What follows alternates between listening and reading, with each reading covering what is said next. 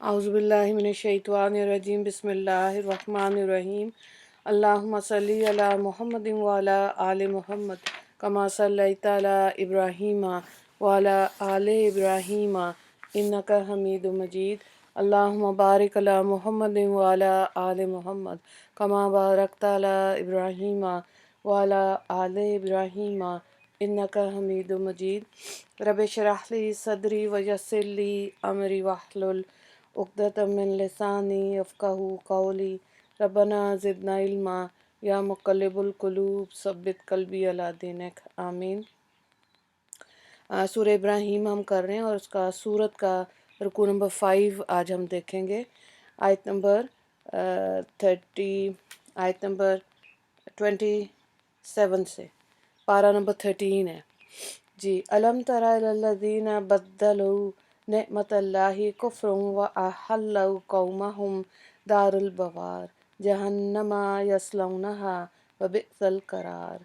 क्या आपने इन लोगों को नहीं देखा जिन्होंने बजाय नेमत इलाही के कुफ्र किया और जिन्होंने अपनी कौम को हलाकत के घर यानी जहन्नुम में पहुंचा दिया। वजअलू लिल्लाहि अंदादन लियुज़िल्लू अन सबीलिह कुल तमत्तऊ फ़इन्ना मसीरकुम इलन नार। वो इसमें दाखिल होंगे और वो रहने की बुरी जगह है। और इन लोगों ने अल्लाह के साथी करार दिए ताकि दूसरों को भी इनके दीन से गुमराह करें। आप कह दीजिए कि चंद दिन ऐश कर लो क्योंकि आखिर अंजाम तुम्हारा जहन्नुम में जाना है। कुल्ल इबादियल्लज़ीना आमनू युकीमुस्सलाता व युनफ़िकू मिम्मा रज़क़नाहुम सिर्रन व अलानियतम मिन क़ब्ल अन यअतिया यौमुन ला बैउ फ़ीही वला हिलाल। जो मेरे ख़ास ईमान वाले बंदे हैं उनसे कह दीजिए कि वो नमाज की पाबंदी रखें और हमने जो कुछ इनको दिया इसमें से पोशीदा और ज़ाहिरन खर्च करें ऐसे दिन के आने से पहले कि जिसमें ना ख़रीदो फ़रोख्त होगी और ना कोई दोस्ती काम आएगी। तो यहाँ पे देखें सरदारान कुरैश मक्का की तरफ इशारा है कि जिन्होंने कलमा तय्यबा की बजाय कलमा खबीसिया को अपना इशार बना रखा था। और इन दोनों कलमों की तशरीह हम पिछले रुकू में देख चुके हैं। और इस वक्त जिनके हाथ में अरब की बागदौड़ थी इनके मुतल्लिक बताया जाता है कि अल्लाह ताला ने इन पर कैसे एहसान किए। इनकी हदायत के लिए पैगम्बर अलैहिस्सलाम को भेजा, कुरान उतारा और अपने हरम का रखवाला भी बनाया, अरब की सरदारी दी, मगर उन्होंने इन नेमतों और एहसानात का बदला ये दिया कि खुदा की नाशुक्री पर कमर बस्ता हो गए, इनकी बातों को झुटलाया, इनके पैगंबर से लड़ाई की, आखिर अपनी कौम को लेकर तबाही के गड़े में जा गिरे। फिर आगे आयात में नमाज और अल्लाह के रास्ते में माल खर्च करना ये नेकियां उस दिन काम आएंगी जबकि ख़रीद फ़रोख्त महज और दोस्ताना ताल्लुकात जो हैं वो काम इंसान के नहीं आएंगे। तो नमाज़ों की पाबंदी अपनी ज़िंदगी में ख्याल से एहतियात के साथ फ़िक्र के साथ अदायगी को करना है। अव्वल वक्त की नमाज बेहतरीन है। और अगर नमाज जैसे आप सल्लल्लाहु अलैहि वसल्लम की नमाज़ें रह गई थी, क़ज़ा हुई थी ग़ज़वा खंदक में भी, तो नमाज को बाद में अदा किया जा सकता है बजाय इसके कि बिल्कुल ही छोड़ दिया जाए। तो नमाज़ों की गफलत जो है वो दुनिया में भी नुकसान देगी और आखिरत में भी नुकसान देगी। फिर अगली बात जो आयत में बताएगी वो है नेक लोगों की दोस्ती जो है वो आखिरत में काम आएगी।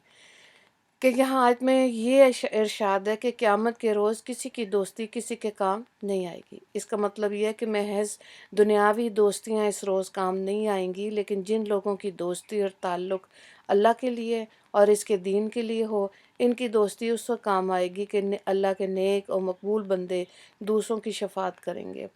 जैसे कि हदीस कसीरा में मनकूल है कि ख़ुद कुरान करीम में दूसरी जगह आया अल में आया यानी कि अल इखलाई यौमइज़िन बअज़ुहुम लिबअज़िन अदुव्वुन इल्लल मुत्तकीन, यानी वो लोग जो दुनिया में बाहम दोस्त थे उस रोज़ एक दूसरे के दुश्मन हो जाएंगे। ये चाहेंगे कि दोस्त अपना गुनाह डालकर ख़ुद बरी हो जाएंगे, मगर वो लोग जो तकवा اختیار کیا تھا جنہوں نے زندگی میں، ان کو ان کا تقوی کام آئے گا۔ نیک لوگوں کی محفل جو ہے بہت ضروری ہوتی ہے تاکہ انسان اپنی غلطیوں اور اپنے نفس کی برائیوں سے رجوع کر سکے۔ سورہ یوسف میں بھی ہے، سورہ حضرت یوسف علیہ السلام بھی مانگ رہے اللہم الحقنا بالصالحین، الحقنی بالصالحین، یعنی کہ ان نیک لوگوں کے ساتھ دنیا میں بھی رکھنا اور آخرت میں بھی۔ تو جب نبی اس چیز کی تمنا کر رہے ہیں تو ہمیں بھی دنیا میں اچھے لوگوں کی صحبت میں زندگی گزارنا چاہیے تاکہ ان کی زندگی کو دیکھ کے ان کی صحبت سے اور ان سے ہم اپنے آپ کو بہتر کر سکیں، ہے نا۔ یہ جیسی، اور اگر دنیا دار لوگوں میں بیٹھیں گے تو ظاہر ہے اس کا اثر دنیا میں انسان کی زندگی پر آتا ہے۔ تو اللہ تعالیٰ ہمیں نیک لوگوں میں اٹھنے بیٹھنے کی توفیق دے۔ اگلی آیات کو دیکھیں، آیت نمبر 32 سے 34 تک رکوع نمبر 5 مکمل ہو رہا ہے۔ اللہ الذی خلق السماوات والارض وانزل من السماء ماء فاخرج به من الثمرات رزقا لکم وسخر لکم الفلک لتجری فی البحر بامرہ وسخر لکم الانہار۔ ترجمہ، اللہ ایسا ہے جس نے آسمانوں کو، زمین کو پیدا کیا اور آسمان سے پانی برسایا، پھر اس پانی سے پھلوں کی قسم سے تمہارے لیے رزق تیار کیا اور تمہارے نفع کے واسطے کشتی کو مسخر بنایا تاکہ وہ اللہ کے حکم سے دریا میں چلے۔ وَسَخَّرَ لَكُمُ الشَّمْسَ وَالْقَمَرَ دَائِبَيْنِ وَسَخَّرَ لَكُمُ اللَّيْلَ وَالنَّهَارَ، اور تمہارے نفع کے واسطے نہروں کو مسخر بنایا اور تمہارے نفع کے واسطے سورج اور چاند کو مسخر بنایا جو ہمیشہ چلتے ہی رہتے ہیں، اور تمہارے نفع کے واسطے رات اور دن کو مسخر بنایا۔ وَآتَاكُم مِّن كُلِّ مَا سَأَلْتُمُوهُ وَإِن تَعُدُّوا نِعْمَتَ اللَّهِ لَا تُحْصُوهَا ان الانسان لظلوم کفار۔ اور جو چیز تم نے مانگی تم کو ہر چیز دی، اور اللہ تعالیٰ کی نعمتیں شمار کرنے لگو تو شمار میں نہیں لا سکتے۔ سچ یہ ہے کہ آدمی بہت ہی بے انصاف اور بڑا ہی ناشکرا ہے۔ تو یہاں پر دیکھیں انعامات الہیہ جو اللہ نے انسان کے اوپر انعام کیے ہیں ان کا ذکر آ رہا ہے، اور اللہ تعالیٰ کی نعمتیں انسان پر اتنی ہیں کہ سب انسان مل کر ان کو شمار کرنا چاہیں شمار میں نہیں آ سکتی۔ تو غور کرنے کی بات کیا اب کہ اول تو انسان کا اپنا وجود ہی خود ایسا ہے کہ اس کے آنکھ، کان، ناک، ہاتھ، پاؤں، دل، دماغ، بلکہ بدن کے ہر جوڑ میں اللہ رب العزت کی نعمتیں چھپی ہوئی ہیں۔ پھر آسمان اور زمین کے درمیان کی مخلوقات، سمندر، پہاڑوں کی مخلوقات، آج جدید تحقیقات کے ماہر بھی اس کا احاطہ نہیں کر سکتے۔ پھر نعمتوں میں یہ مادی اور حصی نعمتیں ہی داخل نہیں ہیں، بلکہ انسان کا دکھ، درد، مرض، تکلیف، مصیبت، پریشانی، رنج و غم سے محفوظ رہنا، یہ ہر ایک الگ الگ مستقل نعمت ہے۔ غرض اللہ تعالیٰ کے تمام اور پورے عطیات اور انعامات اور احسانات کا شمار اور اندازہ کس سے ہو سکتا ہے؟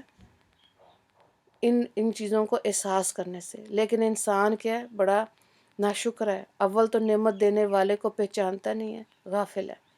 دوسرا کہ بے انصافی اور میں اپنے اتنے بے شمار، جب ظاہر احساس نہیں ہے تو ناانصافی کرے گا اور انصاف نہیں کر سکے گا نعمتوں کے ساتھ، اللہ کا شکر ادا نہیں کرے گا۔ تو یہ بہت ضروری ہے کہ جو کوئی اللہ تعالیٰ کی نعمتیں ہمارے پر ہیں ہمیں ان کا احساس کرنا چاہیے، شکر کرنا چاہیے۔ تو اللہ تعالیٰ ہمیں ہمیشہ اپنے شکر گزار بندوں میں شامل رکھے، یہ بہت ضروری ہے، اور اللہ تعالیٰ سے مانگتے رہنا چاہیے۔ اس رکوع میں ایک ہی سوال ہے، اور وہ ہے کہ آخرت میں کس کی دوستی کام آئے گی؟ آیت نمبر 31۔ دعا کر لیتے ہیں۔